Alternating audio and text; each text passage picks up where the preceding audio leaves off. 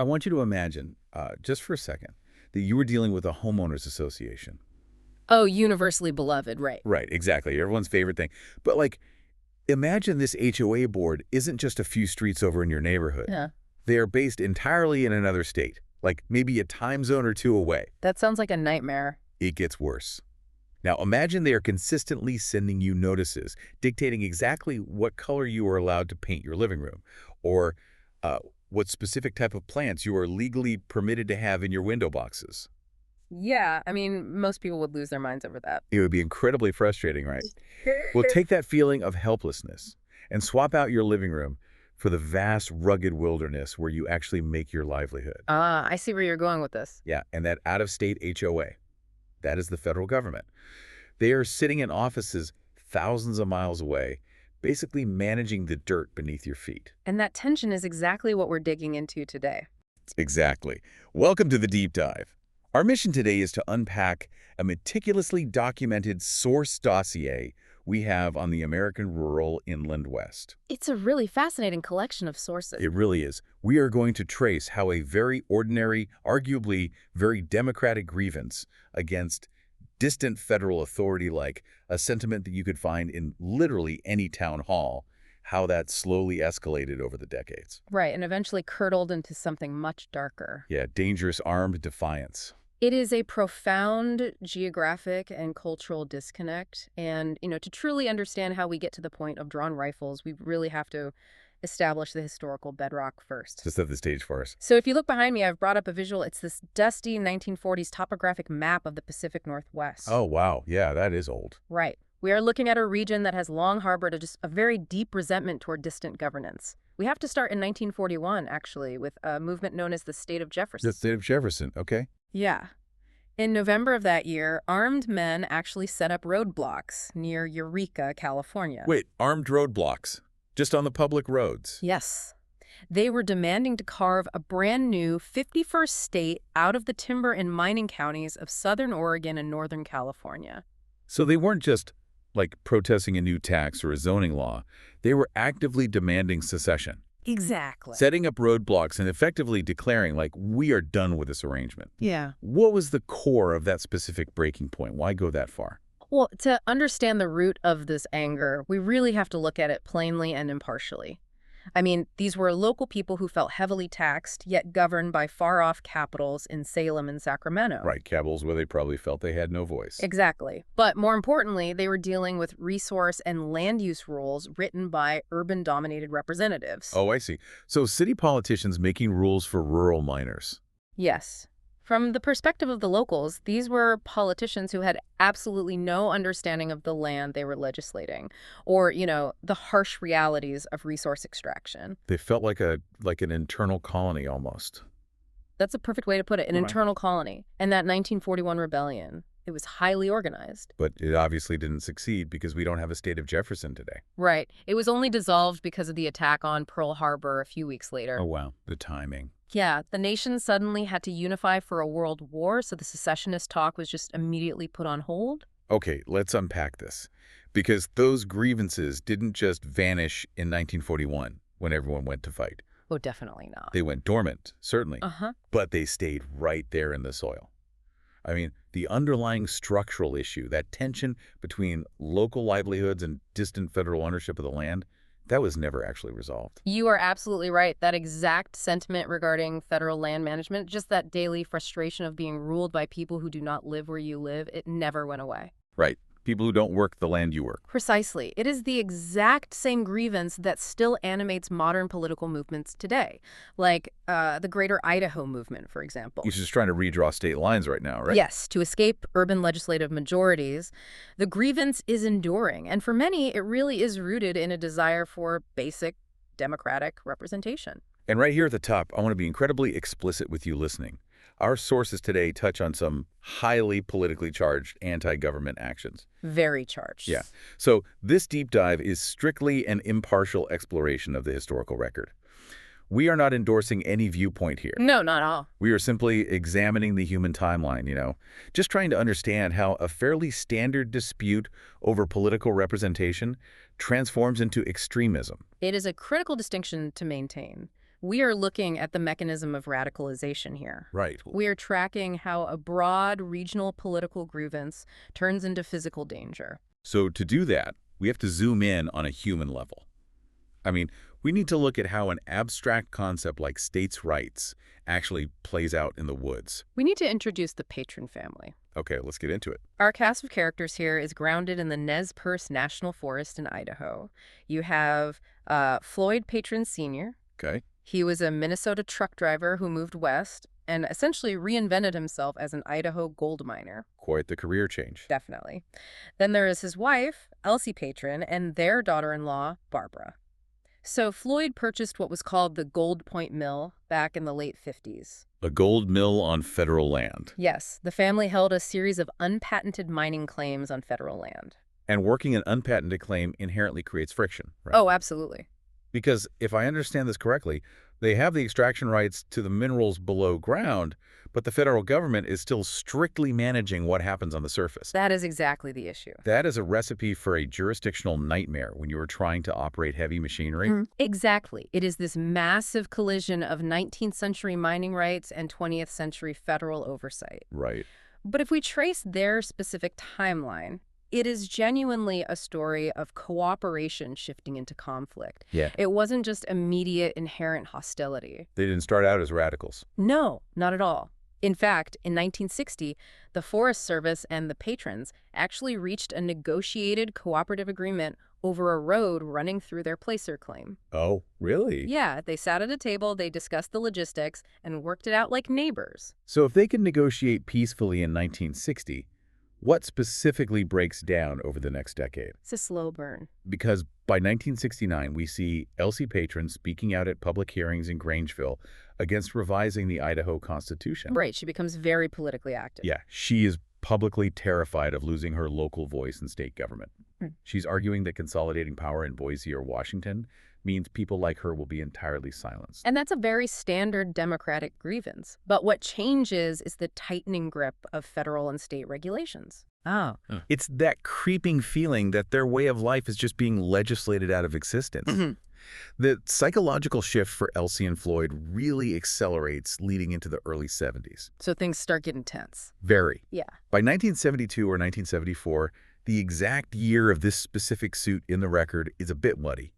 But the relationship with the government completely sours. What happens? The U.S. government literally sues Floyd and Elsie Patrin. Oh, wow. Over what?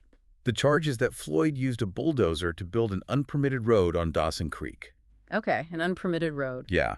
The government alleges that his unpermitted earth moving caused massive permanent damage to the surrounding environment, and specifically to the fish habitats in the creek. Okay, so up to this point, we've seen them use the legal system, attend the hearings, engage the press. I mean, it feels like they're exhausting their democratic options. They certainly felt that way. But I have to push back on the framing of this lawsuit. Go ahead. To the Forest Service, sure, this is a clear-cut case of protecting a fish habitat. Yep. That makes sense on paper. But to the patrons, is this really just a dispute about a bulldozer and a road?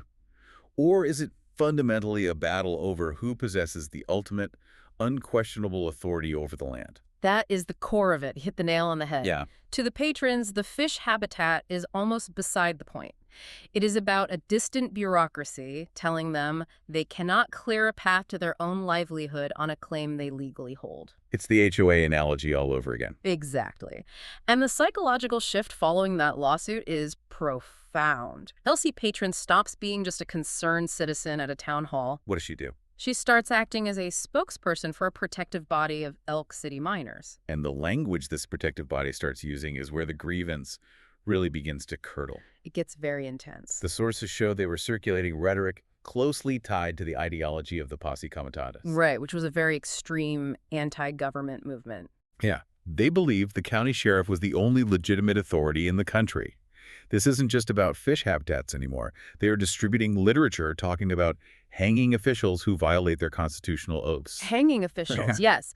And while it's interesting that the broader local community immediately pushed back on that. They did. Yeah, the community forced the group's press secretary to walk back the hanging talk the very next day. They actually rebranded as the milder South Fork Mining District. Okay, trying to sound a bit more official and less militant. Exactly, but the damage was done. The patrons were clearly aligning with that harder, more militant faction. Right. They were signaling that they no longer recognized the legitimacy of federal oversight whatsoever. Which begs the question, at what point do they decide the pen and the printing press are no longer working and reach for the rifle? That is the turning point. Because lawsuits and public hearings are one thing. Yeah. But the leap from bureaucratic frustration to a physical, armed confrontation in the woods, that is massive. And that leap happens on August 27th, 1976. Okay, so we have an incredible firsthand account of this day from a man named Nicole McKenzie, goes by Nick. Right. Nick is a computer programmer and research worker for the Forest Service, and he's out in the Nez Perce National Forest with a Washington State University student named Gary O'Malley. Just two guys doing their job. Exactly. Neither of them are armed law enforcement. They're just two researchers out in the steep brush. The source says they are 4 chains up the slope off the main road. That's a forestry measurement, yeah. They are taking bark and wood samples from a massive 38-inch thick Douglas fir tree for a study on the tussock moth. They are essentially doing academic field work. Right. Nick is operating the chainsaw to get the samples, and Gary is ferrying those samples down the steep slope to their government truck, which is parked on the dirt road. So Gary goes down to the truck to drop off a load, and Nick is left alone on the hill with the saw running. Just normal field work. Yeah. But minutes pass, and Gary doesn't come back up. Finally, Nick shuts off the chainsaw, takes out his earplugs, and suddenly Gary comes rushing back up the hill, absolutely terrified. I can't even imagine that feeling. He whispers to Nick that there is an old man and 2 women down by the road, armed with rifles, ordering them to get off the land. So Nick and Gary, understandably panicked, pack their scientific gear and hike down to the road. And who is waiting for them? Waiting for them at the truck are Floyd, Elsie, and Barbara Patrin. Wow. And they are holding scopeless hunting rifles, pointing them directly from the hip at these 2 unarmed researchers. Nick's written account of this moment is chilling because of the specific tactile details he remembers. Like, he zeroes in on the large black bore of a .30 caliber rifle aimed directly at his gut. That detail really sticks with you. He writes that it gave him a rather uncomfortable feeling then and now. And the details regarding Barbara Patrin are particularly striking. Yes, Barbara is 30 years old at the time. Right, and she is wearing a unique khaki nylon military-style jacket.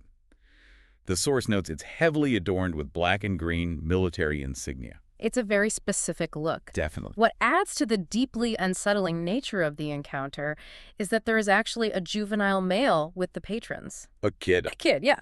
And according to the court records, at one point during the standoff, the youngster looks at Barbara and asks what the guns are actually for. While they're pointing them at people. Yes. And her reply, while holding a high-powered rifle on 2 federal workers, is simply, it adds a very nice effect. It adds a very nice effect. Yeah.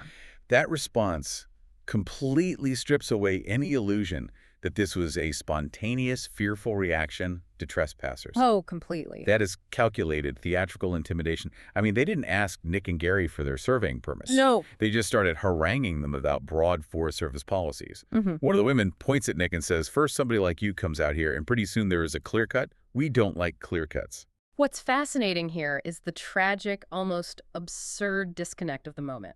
What do you mean? Well, Nick and Gary are not loggers. Right. They are not federal land use policymakers deciding where to clear cut. They are literally studying tree rot and insects. Bark and bugs. Exactly.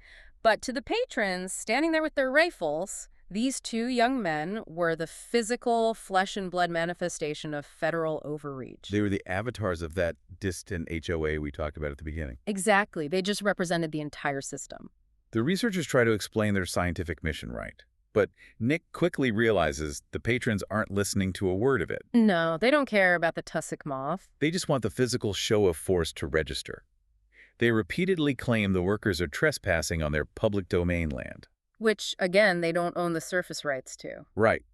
Eventually, Nick and Gary manage to de-escalate the tension just enough to pack their truck, get in the cab, and drive away. They actually passed the patron's cabin on their way out of the forest. And you'd think that would be the end of it, but with massive consequences.